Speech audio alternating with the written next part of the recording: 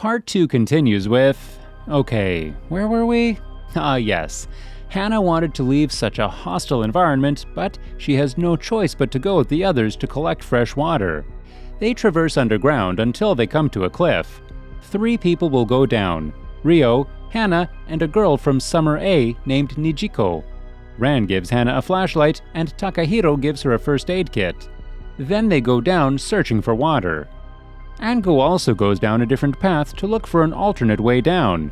Takahiro spends time with his dogs. Seeing this, another Summer A member, named Gengoro, gets sad. Gengoro had raised a tiger since he was a child, but he had to kill it during the test. Takahiro tells them that animals don't think like humans and that the tiger probably does not hate him. Meanwhile, Hana goes down on a rope ahead of Ryo and Nijiko.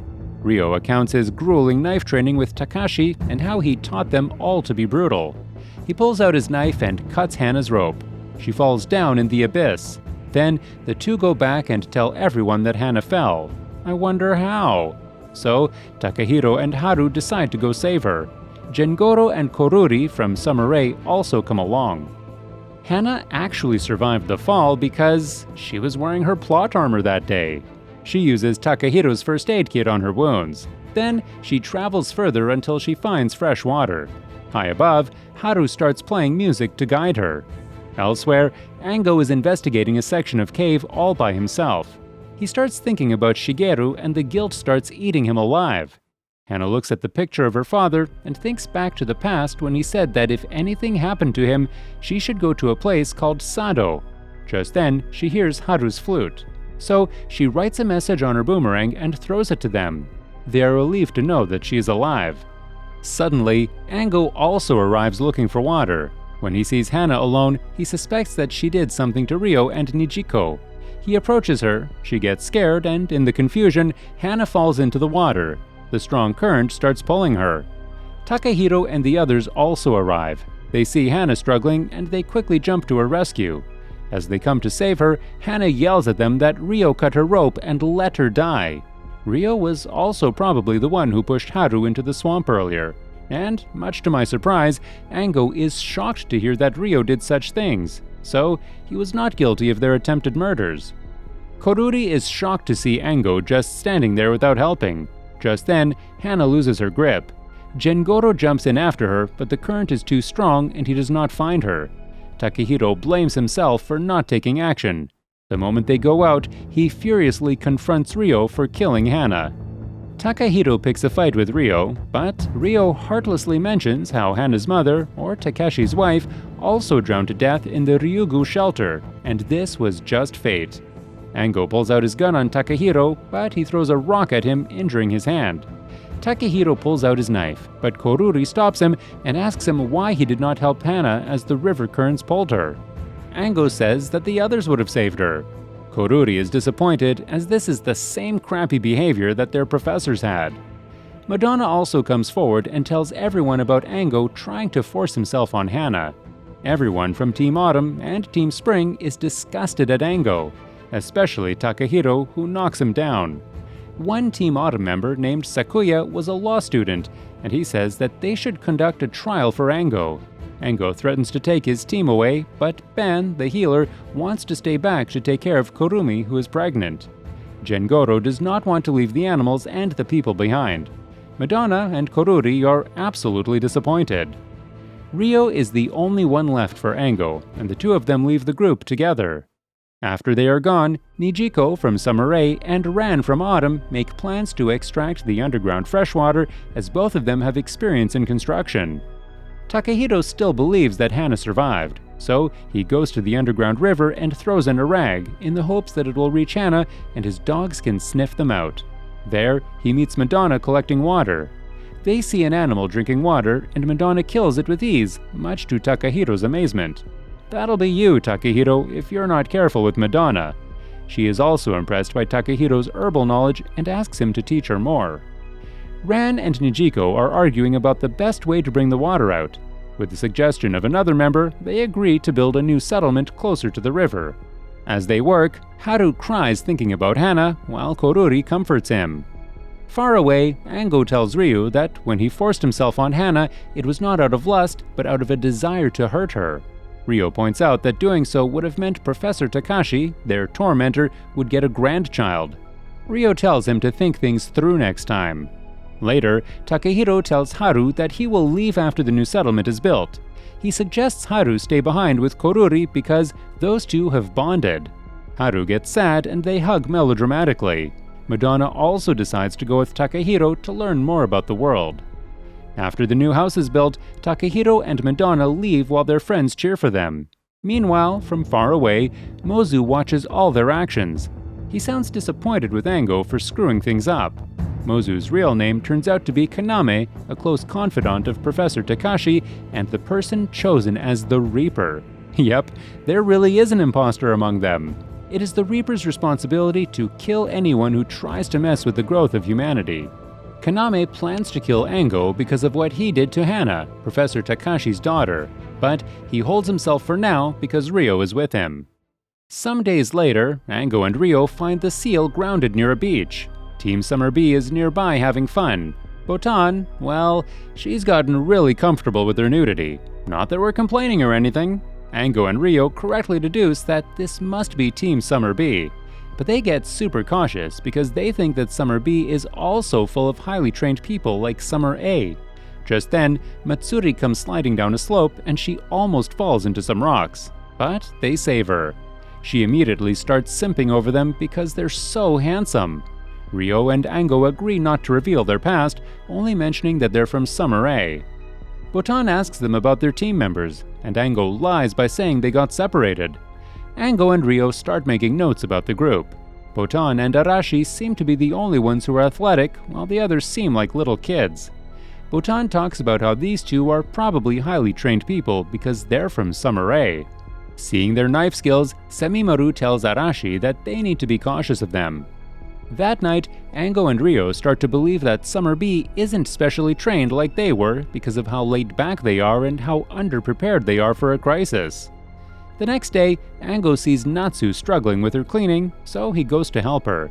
She likes how helpful Ango is. Meanwhile, Mozu, or rather Kaname, observes Ango and Ryu in case they do anything to harm the Summer B members. Ryo starts to suspect that they are being watched. That night, all the Summer B members prepare little entertainment routines for the group. But Ango and Ryo do not understand the concept of entertainment, just like Ubisoft. They ask them if they've met any other teams. Semimaru recounts their experience with Team Autumn and Takehiro in a short recap format, kinda like this video. Next, Hotaru does fortune-telling as her family has experience in that.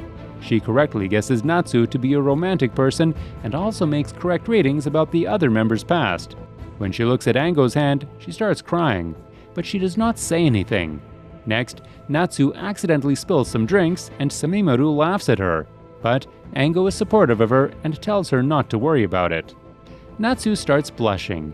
Matsuri congratulates her for attracting Ango's attention and says that she will try to win Ryo's heart. Later, Hotaru thinks about Hibari, her cousin. Apparently, Hibari left without telling anyone. But Hotaru can sense Hibari and she is doing fine. Elsewhere, Ango goes to teach Natsu some table skills. But Semimaru gets protective of her and goes to face him. When he puts his hand on Ango's shoulder, he feels rock-hard muscles. Since being punched by Ango would not be good for his pretty face, Semimaru backs away. The next day, Matsuri asks Ryo what his birthday is. Ryo does not know it. He and Ango both realize that they were never told their birthdays. Later, Arashi and Ango find a bathtub and a toy box. Inside is a music box. Ango recognizes it as the same soundtrack playing in the background when their house caught on fire during the test. Elsewhere, Hibari finds Mansaku from Team Spring, who recognizes her as his long-lost teammate. So, he starts taking care of her. He says that he got separated from the other Team Spring members. Meanwhile, Ango and Ryo use their equipment and training to free the seal from the rocks. Summer B is amazed and impressed by them. Now that the seal is free, they all decide to take it and navigate new lands. Before leaving, Yamori carves their team names on the rock. Kaname watches them as they sail away. Elsewhere, Takehiro and Madonna continue their journey of discovering new terrain. Madonna really likes to collect the plants of the world. Later, Madonna tells him to stay away from her during the full moon because she'll act strange. Takahiro gives one of the puppies for her to adopt. Meanwhile, Summer A and B continue their journey on the ship. Ango continues being concerned about Natsu's well-being, and she can't understand why. Ryo guesses that it's because Ango sees his dead friend Shigeru in her. Since Ango has been gloomy after they left the other Summer A members, Ryo decides to sharpen his instincts and awareness. Later that night, when everyone is playing poker, Ryo closes the ventilation. The charcoal fire causes carbon monoxide and they all faint. The silence catches Ango's attention and he saves everyone, while Ryo pretends to help. All of Summer B thank them for saving their lives. Sometime later, Ango and Ryo find out that Arashi's girlfriend is Hana. Hearing her name causes Ango's pain to flare up. He thinks that Arashi was selected for the 7 Seeds program only because his girlfriend Hana was Takashi's daughter. Since Arashi hates Nepo kids, the thought starts affecting his mentality. Ryo does not like to see Arashi so disturbed. So, when Arashi goes diving for supplies, Ryo goes with him. When Arashi is not looking, he ties his leg to some weed. Arashi starts struggling, but Ango arrives just then and frees him. He asks why Arashi did not use his knife, and Arashi replies that he just forgot about it in panic. Ango is not impressed by the answer. Later, they all prepare to have a sauna in the ship. They heat up some rocks and pour cold water over them. All the girls enjoy, but Natsu gets her periods just then, so she goes to rest. Next, it's the boys' turn for the sauna. Ango, Ryo, and Arashi are done with it soon enough, but Semimaru decides to stay back. Before leaving, Ryo blocks the door with a chair. After some time, Semimaru is also done with his sauna, but when he tries to step out, the door is locked. The ceiling ventilation is also closed because Ryo is sitting there. Semimaru screams, but no one hears him. A suspicious playing card can be seen lying on the floor of the sauna. Meanwhile, Natsu is resting due to her periods. Due to the silence, she hears the faint sound of Semimaru knocking on the door, so she goes to check. Ango also follows her. They find Semimaru unconscious, so he quickly carries him and puts in cool water. Semimaru wakes up and calms down. Natsu cries as she makes him drink water. Sometime later, Arashi goes into the sea to dive for more stuff. He informs Ryo before leaving. After the wind picks up, they restart the seal and sail away. But Ryo does not tell anyone about Arashi. Ango's suspicions about Summer B Team are confirmed when Natsu tells him that they are made up of random people and they were not given any special training. Ango is furious as he believes that people like Shigeru and the other students from the training facility could have been chosen instead of these worthless Summer B members.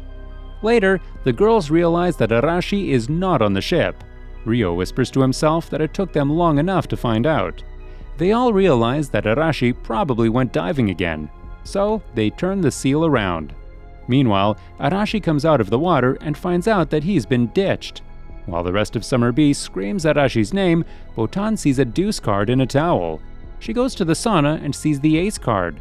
She thinks that frequent accidents are a sign that they're not coincidences. She goes to Ango and Ryo's room and finds their guns and gun maintenance kit. But just then, Ango also comes in. She apologizes for being there, saying that she was looking for her own stuff. Ango is suspicious that she stole something, but she removes her clothes to prove him otherwise. Pure fan service. When Ango asks what the pendant around her neck is, she does not reveal that it's cyanide. Botan is shocked to see them having guns. She thinks back to the past when her supervisor told her how to use cyanide.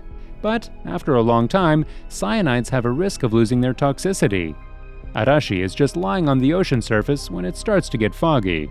He thinks about his team members and Hana. He realizes that he can't let himself die just like this, so he cuts seaweed and builds a raft while swimming. Far, far away, Hana has actually survived her incident at the river. She wakes up on a beach. Meanwhile, Arashi reaches a huge artificial platform with strange windmill shapes on them. Hana opens Mark's journal and reads the part about her father. Her father, Takashi, sent a message to her through Mark. Wherever she wakes up, she should do her best to live. These words reignite her motivation. Hana starts surviving on rainwater and reptiles. A family of pigs comes close to her, but she does not have the heart to eat the little piglets. Hana starts focusing on the environment around her and finds lots of food in places she never expected. She starts getting excited about the possibilities of the world and thinks back to her childhood, which she spent with her parents. They always used to give her lots of lessons about the world because they knew that Hannah would end up here. One day, Hannah sees a strange herd of beautiful and strong horses. Now, that's a lot of horsepower. Since the horses are probably looking for fresh water, she goes after them, while wishing goodbye to the pig family. As she follows the herd, Hannah decides to continue living, even if it's just to meet Arashi. Honestly, these two are just so adorable. Elsewhere, Team Summer Bee continues looking for Arashi. Semimaru sends his kite flying so that Arashi may see it. Suddenly, their ship gets stuck on algae, and they reach a strange place full of old ships. Botan continues being watchful of Ango and Rio. Suddenly, Arashi sees the kite flying from the seal, so he goes towards it. Somewhere nearby, Summer Bee members come across a giant ship with Buddhist imagery on it. They get excited as all the other storage shelters had Buddhist imagery on the entrance. They also find out that Team Summer Rae was never told about the 7 Fujis and the storage shelters, which is why they refuse to go and investigate the ship. However, when Natsu decides to go, Ango thinks about how he left Shigeru alone, which resulted in his death. So, he also volunteers to go. Rio also decides to go to make sure Ango does not do anything stupid. Yamori is the only one staying behind. So, Rio tells him to bring down the sails by pulling on the ropes. Then, he drops the 3 of spades and leaves. Elsewhere, Hannah finds a forest and fresh water. The pigs also follow her all the way there. Back to Summer Teams A and B, they go inside the ship. Ango tells Natsu not to get separated from him. Hotaru takes a look at Ryo's palm lines and says that he's hiding a secret, but one day he will share it. While Rio and Matsuri stay on deck, the others go inside the ship. As they investigate, the lights turn on due to human movement. Back at the seal, Yamori pulls the rope that Rio pointed out to bring down the sails, but it turns out that Rio pointed out the wrong one to him. The sail knocks Yamori out to the water below. The algae is really thick, so Yamori is unable to swim and he gets stuck. On top of that, the giant ship tips on its end and starts to sink, taking everyone along with it. Hope you enjoy part 2. If this video gets 2,500 likes, so I know you guys like this anime, I will continue to part 3. See you on the next one!